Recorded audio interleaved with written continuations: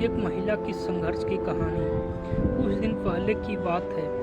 मेरी बुआ के साथ कार्यक्रम में गया था, जहां मेरी मुलाकात एक महिला से हुई। मेरी बुआ से मुझे उसके बारे में काफ़ी कुछ पता चला और सच मानिए उससे सुनकर मेरी आंखें भर आईं।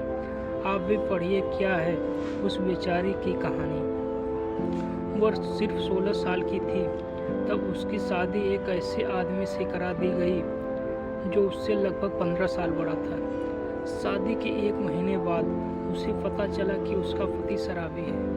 सच्चाई सामने आने के बाद वो हर रात उसके साथ दुष्ट व्यवहार, मार पिटाई करता था और उसे अपनी माँ से पैसे लाने के लिए मजबूर करता था। जब वो इनकार करती तो लोहे की राड से उसे पीटता। उसने कई बार अपनी माँ को इन तकलीफ़ों के बारे में बताया, लेकिन उसकी माँ ने कहा यह हर घर की समस्या है और तुम्हें इसे खुद ही ठीक करना होगा या इसको सहन करना होगा।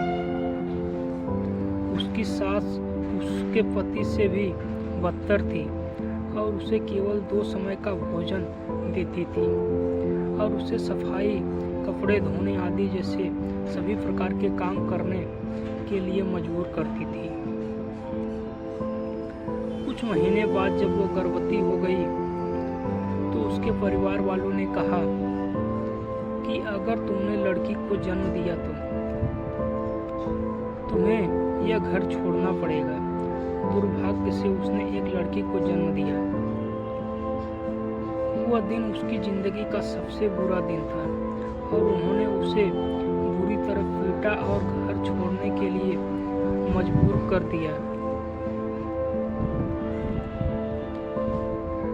ऐसे में कोई क्या करेगा। उसने आत्महत्या के बारे में सोचा, लेकिन उस बच्ची के चेहरे ने उसे रोक दिया।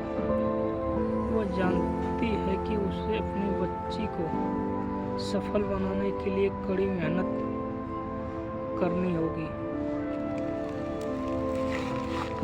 उसने अपनी सोने की बालियां बेच दी और एक पेपर कैरी बैग फैक्ट्री में नौकरी करने लगी, जहां उसे सिर्फ 150 रुपये 2000 कैरी बैग बनाने के लिए मिलते थे। उसे रोजाना कम से कम 8 से 9 घंटे काम करना पड़ता था। इस काम के साथ साथ उसने एक ढाबे में टेबल और बर्तन साफ करने का काम भी किया और उसने वहां रोजाना 5 से 6 घंटे काम किया और प्रतिदिन 100 रुपये वहाँ से कमाने में सक्षम हो गई। अब वह प्रतिदिन 250 से 300 रुपये की कमाई करती थी, जो उसके बच्चे को पालने के लिए पर्याप्त थी। लेकिन कुछ महीनों बाद उसे पेट संबंधी कुछ समस्या का सामना करना पड़ा और उससे वह कमज़ोर हो गई। इस समस्या के बाद उसे सफाई की नौकरी छोड़नी पड़ी और खिलौनों की फैक्ट्री में मजदूर के तौर पर काम करना शुरू किया।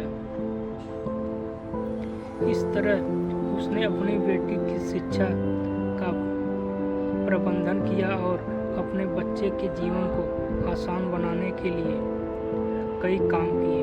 वह जानती है कि भगवान केवल उनकी मदद करते हैं जो कड़ी मेहनत करते हैं। मैं कल उनकी बेटी से मिला और काफ़ी खुश हुआ क्योंकि मुझे पता चला